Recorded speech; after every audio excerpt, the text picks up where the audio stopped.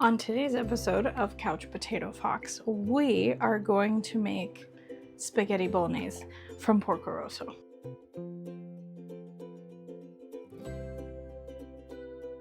Hey, guess what? Don't forget to subscribe, like, comment, share, all those lovely things.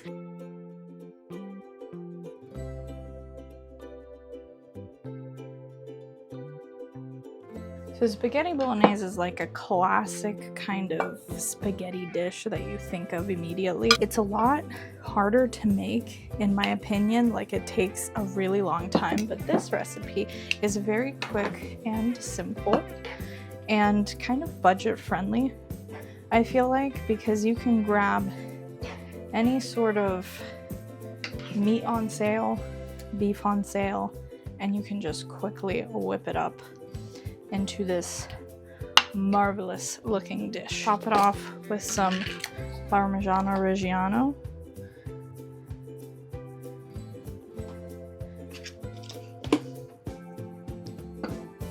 And here you go.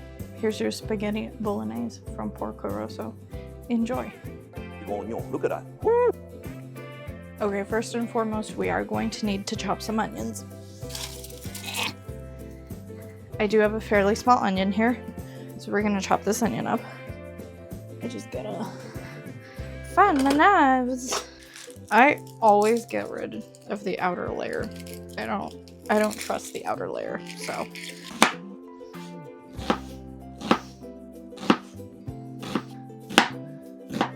I am no chef, so my knife skills are not that great.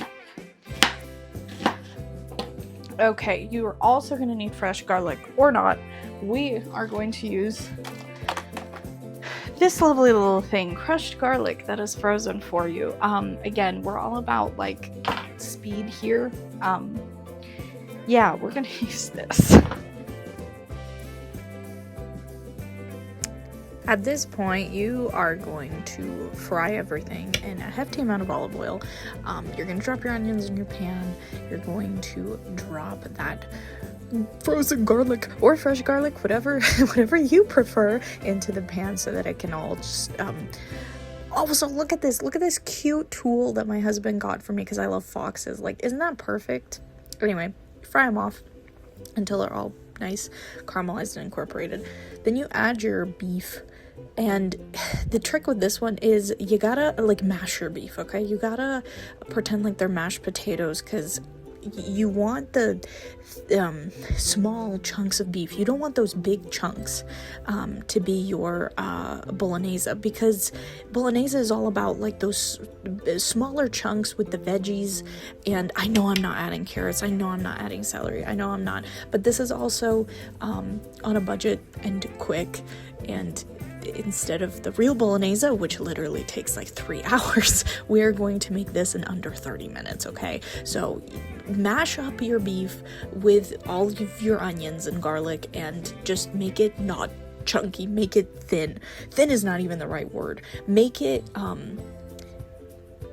can't think of any other word than thin. Make it small. Make the chunks of beef small. You'll see what I mean when the pasta's done. While that beef is cooking, let me tell you a little bit about Porco Rosso. It's one of the more, in my opinion, serious Studio Ghibli movies. It's about this guy who was cursed to look like this humanoid pig who used to be a pilot during World War I, and he goes on all these adventures, because I don't want to go into too much detail, but the food that this movie presents is like the same feeling that kind of, have you ever seen that scene in Ponyo where she's just like super excited about ham? This is like the food scenes in this film are like the same, okay? It's very centered around food, Italian food. Obviously it's about Italy, and just about this guy who goes through all this screwed up stuff and has to live with his choices pretty much, and has to live with what he saw, what he experienced, what he did. And it's got some great pasta scenes. So, you know, check out this movie. It's a pretty good, underrated Studio Ghibli movie, in my opinion.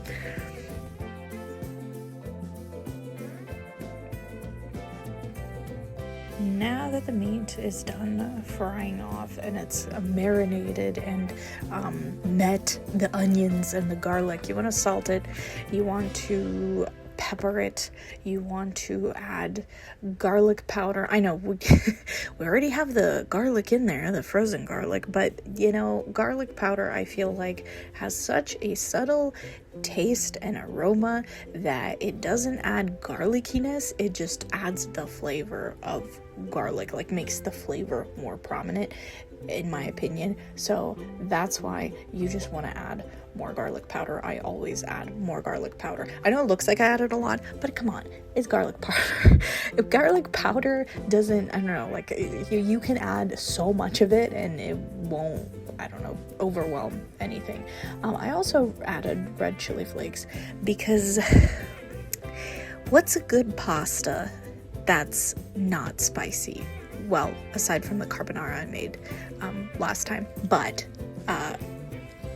red chili flakes just add a certain pizzazz to every pasta. So if you're not a fan, and 1, you don't like your pastas being spicy, 2, you just don't like red chili flakes, then don't add them.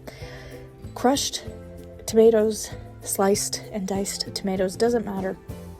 Add your tomatoes from a can, or if you know a local grandma or maybe not even a grandma that makes these preserved tomatoes, that would be even better, because these are from Costco.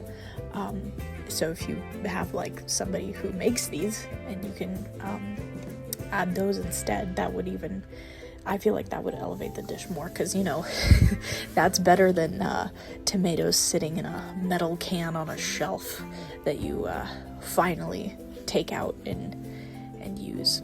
So let those simmer, let all of those ingredients kind of melt into each other. The tomatoes themselves don't really create a sauce, but honestly they do add to it. Like you can already tell that some of the oil is turning into like a reddish color, so they're definitely adding something. And then of course marinara, or any tomato sauce, tomato pasta sauce that you have. I just had marinara, so I'm adding marinara, and then mix it all in. It's not going to take long for all of these things to cook off and kind of flavor each other. Soup together? That sounds horrible. Become pasta. Become a meaty pasta sauce. Now you see how small those meat chunks are? They're not like super chunky. So that's what I mean by you want your meat chunks to be thin. Also, you can leave this on for like 30 minutes after this to like to cook off, but you can also just take it off in like about 10 minutes just to warm everything up and serve it on top of your spaghetti. Okay, editor Angie here. I just realized that I never told anybody how to make the pasta noodles, and it's because I just kind of assumed that you already know how to make pasta noodles. But I will tell you, if you want to make good pasta noodles and not overboil them, and this is really important, you want to start with salted, rolling, boiling hot water, and then add your spaghetti noodles to it. Give it about 7 minutes or so, and then just pull a noodle out and taste it. That is the best way that you're gonna tell if your noodles are perfect and the closest thing to al dente that you will find. You have to take them out and taste it. In fact, you should take all of your food that you cook and taste it, because then it lets you know if you have enough salt, lets you know if you have enough spices, it lets you know if you have enough flavor and if it tastes good and if it tastes right. So same with the pasta noodles, just take one out, try it. If it's hard, it's obviously not done. If it's pretty soft but it still has like a bite to it, does that make sense? Sure.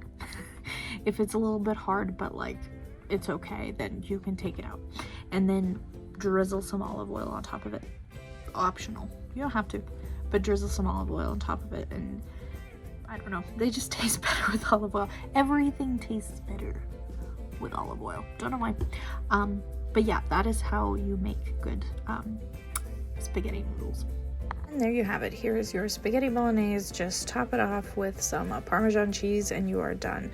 It's ready in 30 minutes. I hope that you will make this. I hope that you will try this. And I hope that you will watch Porco Rosso because it's a great animated film. And go watch the next video. Catch you in that one.